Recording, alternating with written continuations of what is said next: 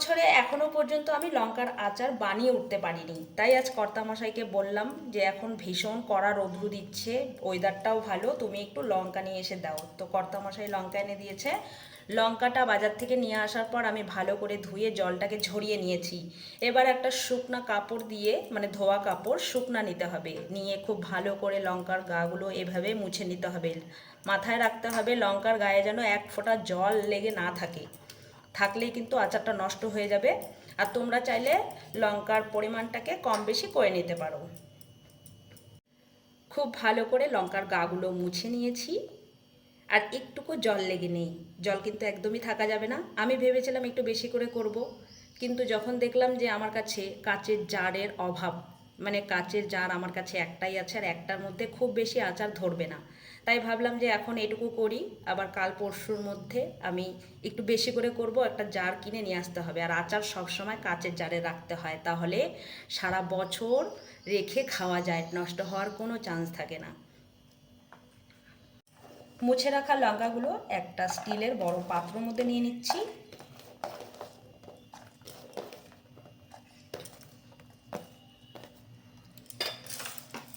এবার লঙ্কাগুলোকে আমি একটু এই যে গ্লাসের সাহায্যে এইভাবে ভালো করে কেটে কেটে নেব। গ্লাসটা দিয়ে করলে কি হবে, খুব একটা ভেঙেও যাবে না, আবার খুব বেশিও হবে না। এইভাবে করলে সুবিধা হয়। প্রচণ্ড পরিমাণে ঝাঁঝ বেরোচ্ছে, প্রচণ্ড ঝাঁঝ বেরোচ্ছে লঙ্কা দিয়ে।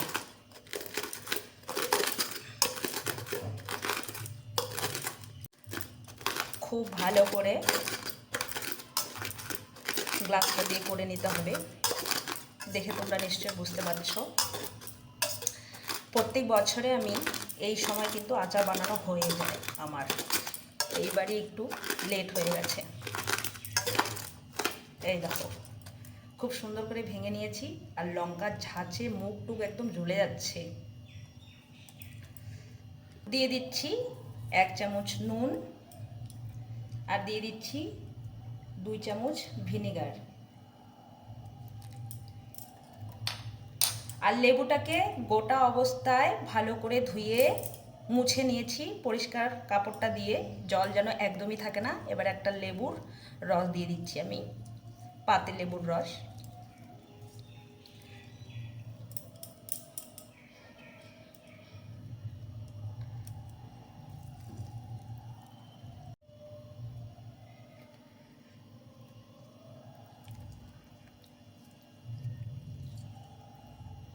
লেবু, নুন, ভিনেগারটাকে দিয়ে ভালো করে মিশিয়ে নেব। মিশিয়ে ঢাকা দিয়ে একটা সাইডে রেখে দেব। ততক্ষণে কিন্তু একটা মশলা বানিয়ে নিতে হবে, আর মশলাটা বানাতে বানাতে লঙ্কার থেকে অনেক জলও ছেড়ে দেবে। এবার লঙ্কার আচারের জন্য স্পেশাল মশলাটা বানাতে হবে, তার জন্য একটা প্লেটের মধ্যে আমি সব মশলাগুলো এক এক করে নিয়ে নেব, আর তোমাদের নামগুলো বলে দেবো। 1 চামচ নিয়ে নিলাম মেথি, 1 চামচ নিয়ে নিচ্ছি মৌরি, 1 চামচ নিয়ে নিচ্ছি জোয়ান, 1 চামচ ধনে, আর দিয়ে দিচ্ছি সাদা সর্ষে 1 চামচ, কালো সর্ষে 1 চামচ, সাদা কালো সর্ষে মিশিয়ে 2 চামচ নিয়ে নিলাম, 1 চামচ জিরে, আর নিয়ে নিচ্ছি 2টো শুকনো লঙ্কা। এটা ঝালের জন্য নয়, এটা টেস্টের জন্য আর কালারটা সুন্দর হওয়ার জন্য। গ্যাস ধরিয়ে একটা প্যান বসিয়ে দিয়েছি, প্যানটা খুব ভালো করে গরম করে নিয়েছি। এই সময় ফ্লেমটাকে মিডিয়াম টু লোতে রেখেছি। এবার মশলাগুলো সব দিয়ে নেড়ে চেড়ে ভেজে নেব। মশলাগুলো ফুটতে শুরু করেছে। মশলাটাকে ভালো করে ভেজে নিয়েছি, আর মশলাটা ফুটছে, খুব সুন্দর একটা গন্ধ বেরিয়েছে। এই সময় গ্যাসের ফ্লেমটাকে বন্ধ করে মশলাটাকে নামিয়ে নেব। মশলাটা ঠান্ডা করে পাটায়, মানে শিল পাটাতে আধ ভাঙা করে মশলাটাকে ভালো করে গুঁড়ো করে নিতে হবে। মশলাটাকে নামিয়ে নিয়েছি, আর দিয়ে দিচ্ছি সর্ষের তেল। সর্ষের তেলটাকে ভালো করে গরম করে নিতে হবে। মশলাটাকে বেশ ভালো করে শিলপাটায় এইভাবে করে গুঁড়ো করে নিয়েছি। একটু দানা দানা রাখতে হবে, তাহলে আচারটা খেতে বেশ ভালো লাগবে।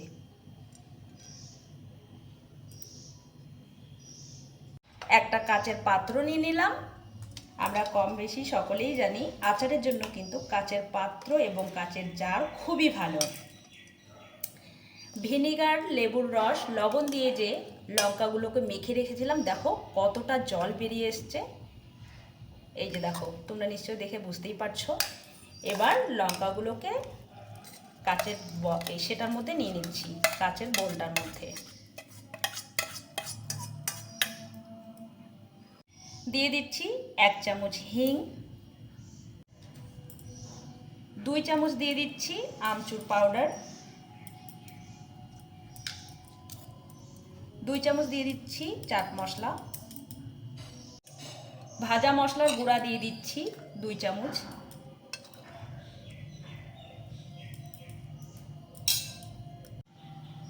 দিয়ে দিচ্ছি লাল লঙ্কার গুঁড়ো ঝালের জন্য, আর দিয়ে দিচ্ছি কাশ্মীর লঙ্কার গুঁড়ো কালার হওয়ার জন্য, আর দিয়ে দিচ্ছি 1 চামচ হলুদ গুঁড়ো, 1 চামচ দিয়ে দিচ্ছি নুন। এবার ধোয়া ওঠা গরম সর্ষের তেলটা দিয়ে দেবো এর মধ্যে।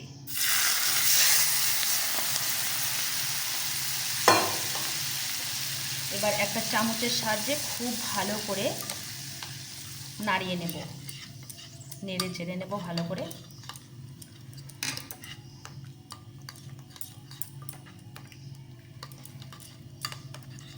গরম তেল মশলার সঙ্গে খুব ভালো করে লঙ্কাগুলোকে মিশিয়ে নিয়েছি। আর দেখো আমাদের লঙ্কার আচারটা কিন্তু একেবারেই রেডি।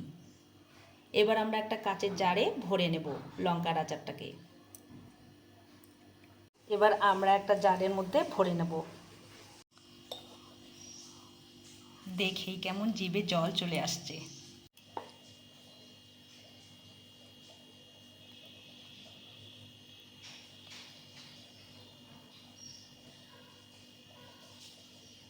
এত সুন্দর লঙ্কার আচারটা দিয়ে গন্ধ বেরিয়েছে, বাড়িটা শুদ্ধ মম করছে। আমি তো বলবো যারা এখনও পর্যন্ত এই লঙ্কার আচারটা বানাওনি তারা ঝটপট আজই লঙ্কার আচারটা বানিয়ে নাও।